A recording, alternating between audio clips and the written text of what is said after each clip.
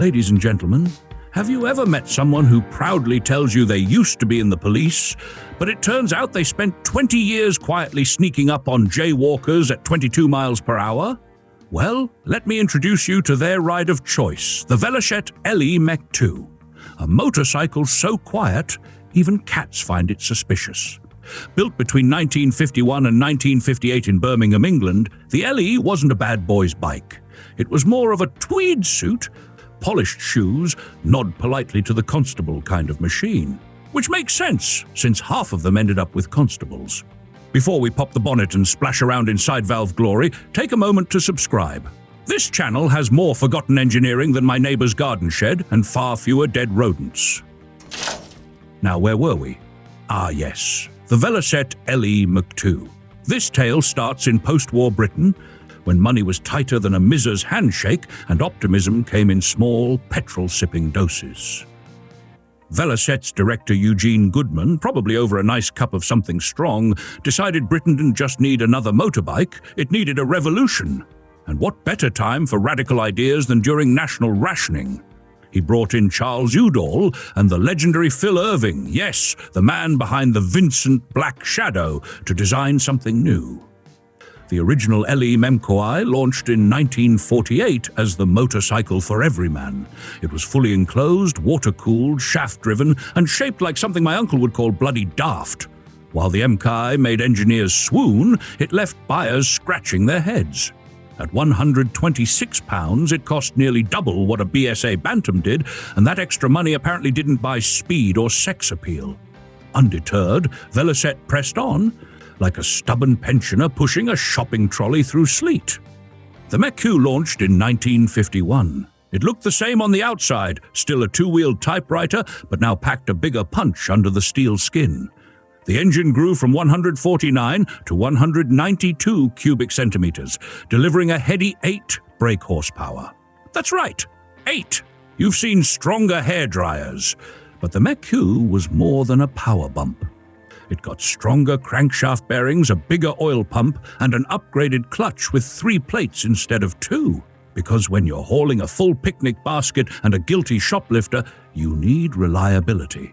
Gone was Velocette's infamous 7-jet carburetor, replaced by the simpler Amal 363 monoblock. Trust me, the only people who miss the old carb are those who enjoy cleaning jets with sewing needles on Sundays. Even the electrics got a glow-up. Out went the old BTH ignition generator and in came a Miller alternator with twin coils. Now your headlamp might actually work when you needed it. Later versions even featured an external oil filter and swapped roller bearings for plain ones to combat premature wear from condensation. And by 1955, the swing arm had ditched tubular steel for cast aluminium to avoid cracking. The fuel tank grew, too, from 1.25 to 1.62 imperial gallons, so you could ride farther before realizing you were still on a Velocette LE. All these changes made the mkII a genuinely better machine, but the public, still not convinced. The average Brit wanted cheap, fast and fun. The LE offered none of those things. So Velocette did what any clever company would do. They sold them in bulk to the police. More than 50 constabularies took the bait. Suddenly, streets were swarmed with bobbies in blue, gently humming by on their silent steeds. It said one officer could do the work of 3 on foot, which I believe, since most foot patrols spent half the shift complaining about their boots. By the mid-1950s, police orders made up nearly half of all LE production. Velocette offered juicy fleet discounts, even if the profit margins were thinner than a minister's promises. Still, they kept the factory lights on. From 1951 to 1958, roughly 17,000 twos were produced out of about 30,000 total LEs built between 1948 and 1971. That's a solid run for a bike that looked like a sewing machine in a trench coat. Let's talk tech. Under the pressed steel monocoque body sat a 192 cubic centimeter 4-stroke flat twin with side valves and water cooling. Bore and stroke? 50 by 49 millimeters. Compression ratio? A friendly 6-to-1. So friendly it practically ran on leftover tea.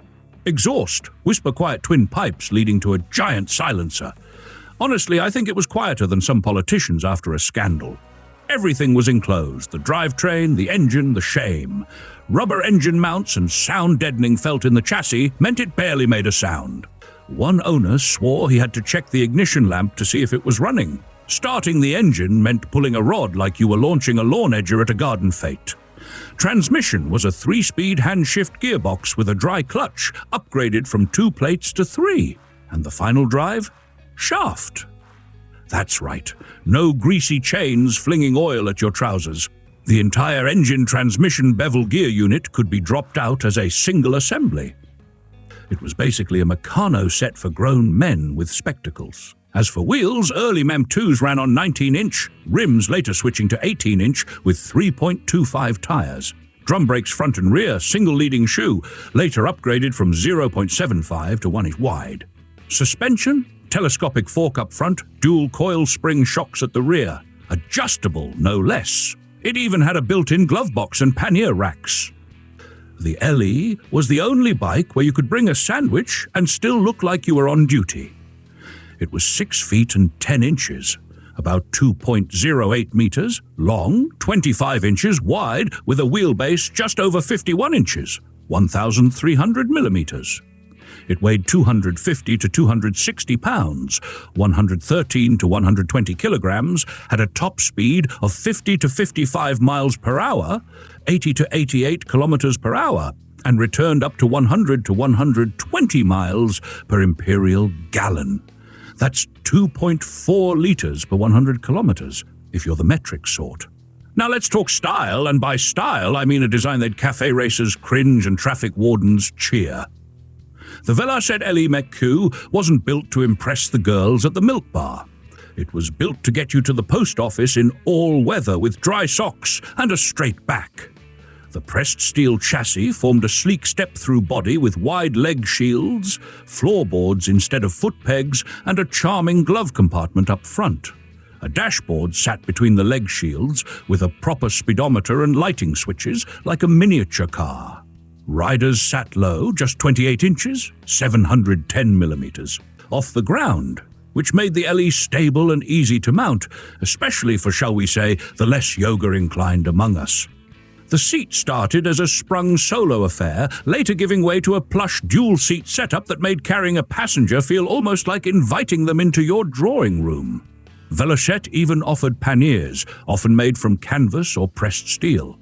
These could carry anything from spare spark plugs to marmalade sandwiches, though police forces usually replaced them with radio boxes or paperwork trays, because nothing says pursuit vehicle like a clipboard holder. It was a motorbike for people who didn't really want a motorbike, but needed one anyway. That's why the police loved it. It didn't scare pedestrians, it didn't scare the riders, it didn't even scare pigeons. One constable famously said it was so quiet, his boots made more noise than the bike.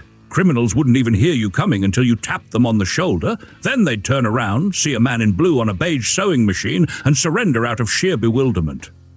But here's the twist.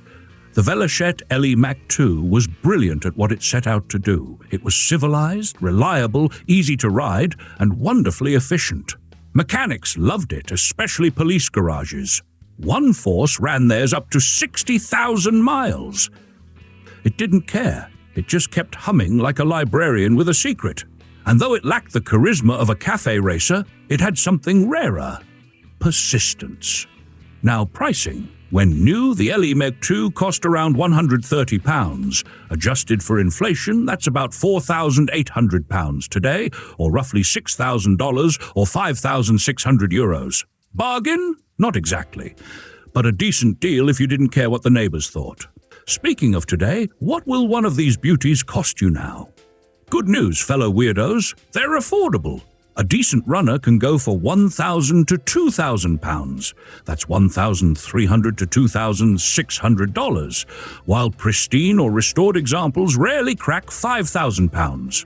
In 2024, a restored ex-Scotland Yard mkII sold at auction for just £1,265. $1,600, and Bonham sold another for around £1,380. These days, the LE is finally becoming collectible, not because it's rare, many survive, but because it dared to be different. So, dear viewer, if you ever find yourself tempted by a shiny modern bike with 120 horsepower, 6 rider modes, and more LED lighting than a nightclub, take a deep breath. Remember the LE. Think of its whispering engine, its comfy seat, and its glove box full of Werther's originals. And ask yourself, wouldn't it be nice to just ride? Now go out there, keep your shoes polished, your throttle steady, and if you see a man nodding at you from the saddle of a grey ghost, nod back.